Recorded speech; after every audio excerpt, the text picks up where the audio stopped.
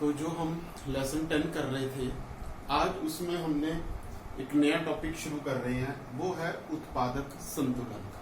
पहले हमने देखा था पूर्ण प्रतियोगिता होती क्या है, उसकी क्या विशेषताएं हैं। अब हम देखेंगे उसी पूर्ण प्रतियोगिता बाजार में एक उत्पादक कैसे संतुलन की अवस्था में होता है। अब कोई भी उत्पादक है, जब वो उत्पादन करता है तो उसका उद्देश्य क्या होता है? उसका उद्देश्य होता है उत्पादन करने का, वो है प्रॉफिट, लाभ कमाना। लाभ कमाने के उद्देश्य से एक उत्पादक उत्पादन करता है। अब लाभ कैसे होता है? लाभ तब होता है जब वो वस्तुओं का उत्पादन करे, उत्पादन करके उसको बाजार में बेचे। अब जब बाजार में बेचता है तो उसको क्या प्राप्त होती है? टोटल रेवेन्यू, अर्थात कुल आगम। मैं एग्जांपल लेता हूं कि जैसे मान लो एक उत्पादक है, वो 200 कॉपियों का उत्पादन करता है। तो जब वो 200 कॉपियों का उत्पादन करता है और उन 200 कॉपियों को बाजार में बेचता है, तो बेचने से उसे जो है 5,000 रुपए प्राप्त होते हैं। 5,000 रुपए, 200 कॉपियां प्रोड्यूस की और 5,000 रुपए में उसने बाजार में बेच दी। इसको हम क्या कहेंगे? टोटल रेवेन्यू, अर्थात कुल आगम जो उसको प्राप्त हुई। लेकिन जब वो इन 200 कॉपियों का उत्पादन करता है तो उत्पादन करते समय उसे खर्चा भी उठाना पड़ा। हम मान के चलते हैं कि 200 कॉपियों के उत्पादन के ऊपर जो उसका खर्चा है वो कितना है? 4,000 रुपए। That is total cost. Means खर्चा आया, टोटल कॉस्ट 4,000 रुपए, और जब उन 200 कॉपी उसको बाजार में बेचा तो कुल आगम प्राप्त हुई कितनी? 5,000 रुपए। अब यहां पर जो उत्पादक को प्रॉफिट हो रहा है, वो प्रॉफिट कितना हो रहा है? प्रॉफिट का फार्मूला होता है TR माइनस TC, ये इसका फार्मूला होता है। लेकिन यहां पर शर्त ये होती है कि जो TR है वो ग्रेटर देन होनी चाहिए TC के, अर्थात TR कितनी है? 5,000, TC कितनी है? 4,000। तो यहां पर जो प्रॉफिट है वो कितना है? 1,000 रुपए। जो 1,000 रुपए प्रॉफिट है वो इसलिए है क्योंकि TR ज्यादा है और TC क्या है? कम है। तो इसी 1,000 प्रॉफिट को जो है उत्पादक कमाना चाहता है। और प्रॉफिट को हमेशा हम इकोनॉमिक्स में पाई से लिखते हैं, पाइस प्रॉफिट। तो इसलिए प्रॉफिट का फॉर्मूला TR माइनस TC। अब एक उत्पादक को जरूरी नहीं है कि प्रॉफिट हो, उसे लॉस भी हो सकते हैं। अब लॉस का जो फॉर्मूला है वो क्या होता है? लॉस का फॉर्मूला भी यही है TR माइनस TC, लेकिन यहां पर जो TR है वो लेस देन होगी किसके? TC के। जैसे प्रॉफिट में TR ग्रेटर देन क्या है? TC है, लेकिन लॉस में TR क्या है? लेस देन TC है। एग्जाम्पल हम मान के चलते हैं कि यहां पर 2 कॉपियों का उत्पादन करा, बाजार में उसको बेचा, और बेचने से कितने प्राप्त हुए हैं? 5,000 रुपए। लेकिन जब उसका उत्पादन किया तो यहां पर उत्पादक का जो खर्चा हो रहा है वो 6,000 रुपए है। अब TR कितनी है? 5,000, और TC कितनी है? 6,000। मतलब खर्चा ज्यादा हुआ और आय क्या है? कम हुई। तो यहां पर -1,000, जो -1,000 है दैट इज लॉस। तो एक उत्पादक प्रॉफिट कमाकर भी संतुलन की स्थिति में हो सकता है, एक उत्पादक लॉस कमाकर भी संतुलन की स्थिति में हो सकता है। कैसे हो सकता है? अब हम इसके मीनिंग की बात करते हैं, उत्पादक संतुलन की, उससे हमें क्लियर होगा। तो उत्पादक संतुलन एक ऐसी अवस्था होती है जब उत्पादक उत्पादन की वर्तमान मात्रा से संतुष्ट होता है, अर्थात वर्तमान समय में जितना भी वो उत्पादन कर रहा है, जितनी भी वो मात्रा उत्पादित कर रहा है, उससे वो संतुष्ट है। अर्थात उस मात्रा को ना तो बढ़ाना चाहता है, ना ही उस मात्रा को वो कम करना चाहता है। और यह ऐसी स्थिति होती है जब उत्पादक मैक्सिमम प्रॉफिट अर्थात अधिकतम लाभ कमा रहा होता है, या फिर उसे मिनिमम लॉस अर्थात उसे होने वाली जो हानि है वो न्यूनतम हो। लाभ अधिकतम हो और होने वाली हानि क्या है, न्यूनतम हो, मिनिमम हो। उसी स्थिति में उत्पादक संतुलन की स्थिति में होता है। ये इसका मीनिंग है। अब हम देखते हैं कि जब उत्पादक संतुलन की स्थिति में होता है तो कौन कौन से मेथड्स हैं, कौन कौन सी विधियां हैं जिनका प्रयोग करके हम ये देख सकते हैं कि एक उत्पादक जो है वो संतुलन की अवस्था में होता है। पहले तो संतुलन जो है वो दो समय की अवधि में होता है, एक अल्पकालीन संतुलन की अवस्था और दूसरी होती है दीर्घकालीन संतुलन की अवस्था, शॉर्ट टर्म प्रोड्यूसर इक्विलिब्रियम और लॉन्ग टर्म प्रोड्यूसर इक्विलिब्रियम। हम यहां पर अल्पकालीन संतुलन की अवस्था को देखते हैं। सबसे पहले तो शॉर्ट रन जो है अल्पकालीन जो है प्रोड्यूसर इक्विलिब्रियम। तो प्रोड्यूसर इक्विलिब्रियम अल्पकाल समय में कैसे होता है? अब अल्पकाल समय में आप सभी को पता है कि जब एक उत्पादक उत्पादन करता है तो कुछ साधन उसके पास स्थिर होते हैं और कुछ साधन क्या होते हैं, परिवर्तनशील। अब स्थिर साधनों में तो वो परिवर्तन नहीं कर सकता क्योंकि वो स्थिर ही रहेंगे। केवल परिवर्तनशील साधन हैं जैसे श्रम है, उसकी मात्रा को परिवर्तित करके वो उत्पादन में परिवर्तन कर सकता है और उत्पादन में परिवर्तन करके वो या तो अधिकतम लाभ कमाएगा या उसको होने वाली हानि न्यूनतम होगी। तो इस तरह से अल्पकाल समय में एक उत्पादक जो है वो संतुलन की अवस्था में होता है। अब संतुलन की अवस्था में होने के लिए दो विधियां हैं जिनका प्रयोग करके एक उत्पादक संतुलन की अवस्था में हो सकता है। दो विधियां कौन सी हैं? सबसे पहली आती है कुल आगम तथा कुल लागत विधि। इससे उत्पादक संतुलन की अवस्था में हो सकता है। दूसरी आती है सीमांत आगम तथा सीमांत लागत विधि। तो दो विधियां हैं जिनका प्रयोग करके उत्पादक जो है संतुलन की अवस्था में होता है। हम दोनों विधियां करेंगे। फर्स्ट हम जो करेंगे वो है जो है वो है कुल आगम तथा कुल लागत विधि।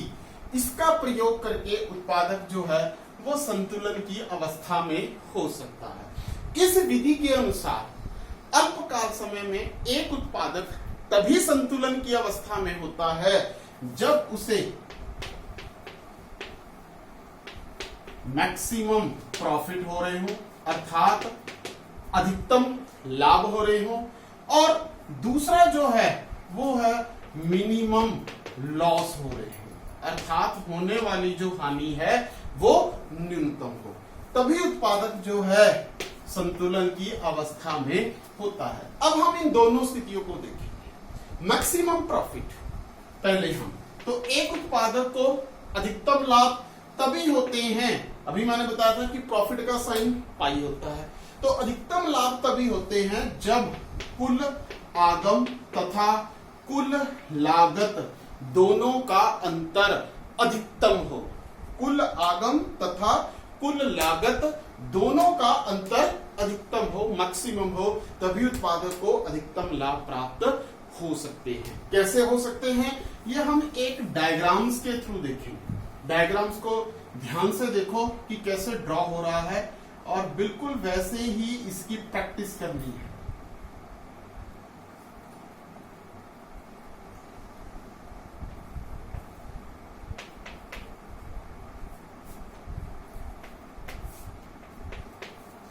y axis x axis.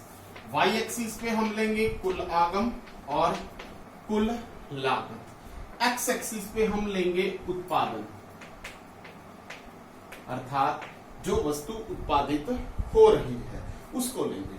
TR curve, तो पूर्ण प्रतियोगिता बाजार में जो टीआर कर्व होता है वो हमेशा 45 डिग्री के एंगल पर होता है। ये 45 डिग्री का एंगल है, इसी के ऊपर जो है कुल आगम वक्र होता है। This is TR curve. TC curve जो हमने टीसी में अर्थात कॉस्ट के चैप्टर में हमने देखा था, बिल्कुल वैसे ही शेप बनानी है टीसी की, मतलब यहां से स्टार्ट होती है टीसी इस तरह से, ये है टीसी कर्व। ये शेप होती है अल्पकालीन कुल लागत की, वही शेप अल्पकालीन कुल लागत की हमने बनानी है। अब जहां पर जो है दो बिंदु आपस में एक दूसरे को काट रहे हैं, ये बिंदु है जहां पर ये दोनों बिंदु एक दूसरे को क्या कर रहे हैं, काट रहे हैं। तो ये बिंदु है ए बिंदु और ये बिंदु है बी बिंदु। तो यहां पर जो है हमने एक रेखा इस तरह से खींच लेनी है और एक हमने यहां पर इस तरह से खींच लेनी है। इसको लिखेंगे M1 और इसको लिखेंगे M2। और जो है एक हमने यहां पर सेंटर में, जहां पर इन दोनों का गैप सबसे ज्यादा है, तो ये गैप है सबसे ज्यादा इस तरह से, और इसको लिखेंगे M। अब यहां पर हम एक बनाएंगे TPC curve, total profit curve, जो कि यहां से स्टार्ट होगा, यहां टच करेगा, फिर उसके बाद ये ऊपर की ओर उठेगा इस तरह से, और ऊपर की ओर उठने के बाद जब यहां को ये टच करेगा उसके बाद ये नीचे की ओर इस तरह से हम ले लेंगे और ये बन जाएगा हमारा टीपीसी कर्व। ये टीपीसी कर्व है, टोटल प्रॉफिट कर्व। अब हम इसको मार्क करेंगे, ये जो पॉइंट है दैट इज आर पॉइंट और ये पॉइंट एस पॉइंट, ओके। और यहां पर हम इसको लिखेंगे एफ बिंदु। अब हम इसको एक्सप्लेन करेंगे, ये हमारा डायग्राम बन गया मैक्सिमम प्रॉफिट का। इसको एक्सप्लेन कैसे करना, 3 स्टेजेस है इसको एक्सप्लेन करने की। फर्स्ट, कि जब उत्पादक OM1 मात्रा तक उत्पादन करता है, तो OM1 मात्रा तक ध्यान से देखो, यहां से लेकर यहां तक स्थिति क्या है, स्थिति ये है कि ये टीआर कर्व है और ये क्या है, टीसी कर्व है। तो टीसी कर्व जो है वो ऊपर है और टीआर कर्व क्या है, नीचे है। अर्थात टोटल कॉस्ट ज्यादा है और टोटल रेवेन्यू कम है और यहां पर उत्पादक को लॉस हो रही है। लेकिन जब वो OM1 उत्पादन पर आता है तो यहां पर बिंदु ए शो कर रहा है कि टीसी कर्व और टीआर कर्व दोनों एक दूसरे को कट कर रहे हैं। तो कट कर रहे हैं, उस स्थिति में क्या होता है, फर्म को नो प्रॉफिट नो लॉस की स्थिति होती है। और जब फर्म OM2 मात्रा का उत्पादन करती है, यही स्थिति जो ए बिंदु पर है वो बी बिंदु पर नजर आ रही है, क्योंकि टीसी और टीआर दोनों एक दूसरे को कट कर रहे हैं। यहां पर भी नो प्रॉफिट नो लॉस। और इकोनॉमिक्स की भाषा में हम जो है इसको ब्रेक इवन पॉइंट जो है अर्थात सम विच्छेद बिंदु नाम देते हैं। सम विच्छेद बिंदु वो बिंदु जहां पर कुलागम और कुल लागत दोनों एक दूसरे के इक्वल होते हैं, दोनों वक्र एक दूसरे को काटते हैं, जहां पर नो प्रॉफिट नो लॉस की स्थिति होती है। उत्पादक संतुलन में कब हुआ, बिंदु M पर, क्योंकि इस बिंदु M के ऊपर फर्म की जो कुल आगम है वो कितनी है, RM। टीआर जो है वो कितनी है, RM।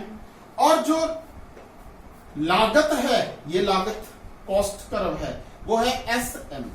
तो टीसी कितनी है, SM।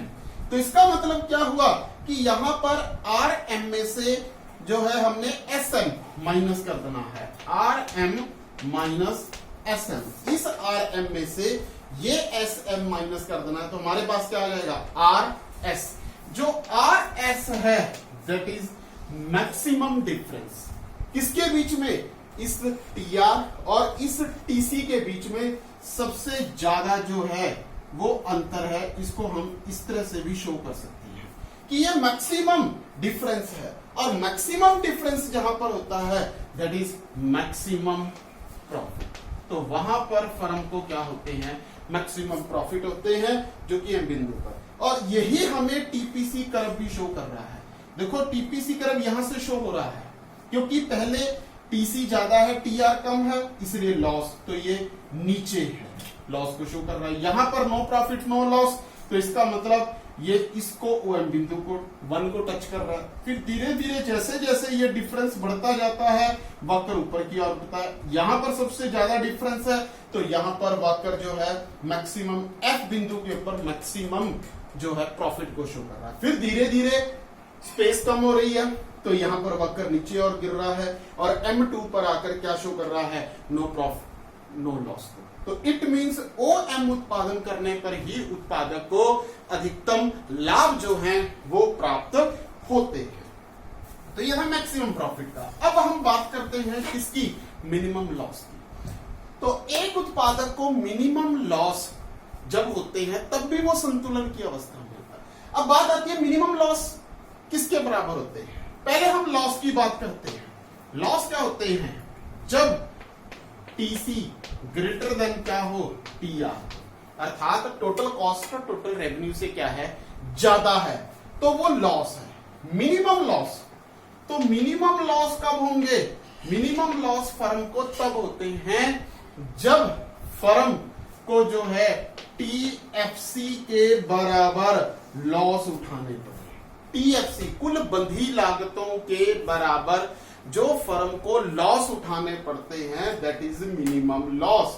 कहने का मतलब कि फर्म को जो है वो कुल आगम कुल परिवर्तनशील लागतों के बराबर अवश्य मिलनी चाहिए, जरूर मिलनी चाहिए। अब सभी को पता है कि टीसी क्या होती है, टीएफसी प्लस टीवीसी, दोनों का जोड़ होता है। तो एक फर्म उत्पादन करती है, बाजार में बेचती है, बाजार में बेचती है तो उसको कम से कम टीवीसी के बराबर परिवर्तनशील लागतों के बराबर उसे कुल आगम जरूर मिलनी चाहिए। मिला क्या नहीं, टीएफसी। अगर टीएफसी उसको उसके बराबर उसको आगम नहीं मिल रही है दैट इज मिनिमम लॉस। तो ये फर्म के मिनिमम लॉस होते हैं, जिसको हम डायग्राम्स के थ्रू भी देख सकते हैं। तो डायग्राम के थ्रू कैसे देखेंगे,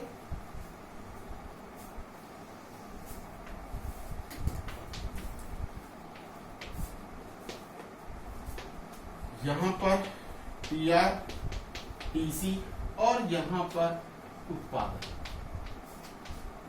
तो सबसे पहले वही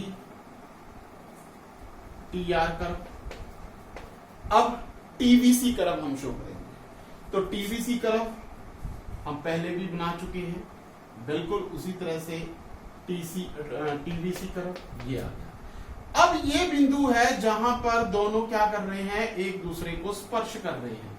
मतलब उत्पादक यहां पर OM मात्रा का उत्पादन कर रहा है और यहां पर फर्म को AM टीआर है, AM ही फर्म की क्या है, टीवीसी है। इट मींस यहां पर टीआर और टीवीसी दोनों क्या हैं, एक दूसरे के बराबर है। अब टीसी कर्व, टीसी कर्व यहां से स्टार्ट होगा और बिल्कुल इस तरह से चलेगा। अब यही जो पॉइंट है वो हम ऊपर की ओर खींच लेंगे इस तरह से, और ये जहां पर टच करेगा दैट इज बी पॉइंट। मतलब OM उत्पादन करने के लिए BM फर्म की टोटल कॉस्ट है और जो है टोटल रेवेन्यू कितनी है, AM। तो इट मींस A से लेकर B तक का जो गैप है, ये गैप हमें नजर आ रहा है, ये फर्म की क्या है, TFC है, और यही TFC फर्म की क्या है, मिनिमम लॉस है।